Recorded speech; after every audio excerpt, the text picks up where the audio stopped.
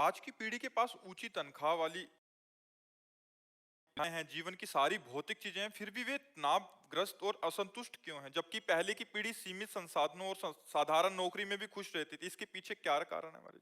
अशांति कामनाएं होती हैं। जितना मिलता जाता है उससे बढ़कर कामनाएं होती हैं और कामनाओं का भोग करने पर अशांति प्राप्त होती है और कामनाओं का त्याग करने पर शांति प्राप्त होती है। त्यागात शांति अनंतरम।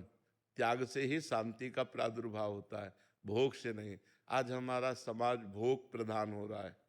पैसे हैं, पार्टी में गए तो वहां उनसे बड़ा अरबपति है, अब उसको देखा तो अपनी क्रेडिट बहुत नीची लगी, तो अब और बड़ी कामना हुई। अब बड़ी कामना पूर्ति करने के लिए शॉर्टकट ढूंढते हैं, हिंसा, चोरी, व्यभिचार, घूस, अधर्म। तो अब ये गंदे आचरण करने से शांति की प्राप्ति कहाँ होती है? दो ही बात होती है, या नशा और व्यभिचार में उतर जाता है या धन के लिए वो गलत आचरणों में उतर जाता है। बस इसी से अशांति प्राप्त हो रही।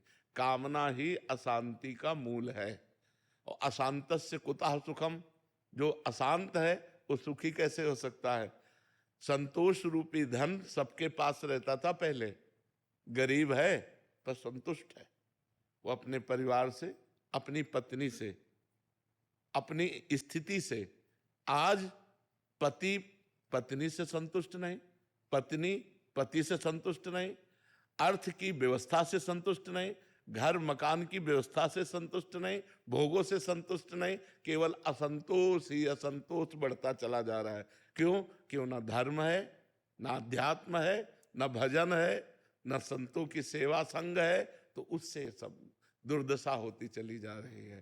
पहले हमारे घर में 4-4, 6-6 संत आते थे, सबका चरणोदक उतारा गया, घर में छिड़का गया, उनको पवा के पाया गया, जो नमक रोटी, बड़ा आनंद, बड़ी शांति। किसान के घर में पैदा हुए तो कभी बाजार वाली वस्तुएं तो खरीदने का चांस ही नहीं होता था, क्योंकि अगर कुछ भी खरीदना है तो अन्न बेचना है, तो मतलब बस वही होता था जो अरहर की दाल खेत में हो गई, या मूंग की दाल हो गई, या आलू की सब्जी हो गई, जो खेत में होता था वो। पर वो अमृत जैसा और बड़ी शांति, पर बड़ा आनंद था। सब हष्ट पुष्ट संतुष्ट।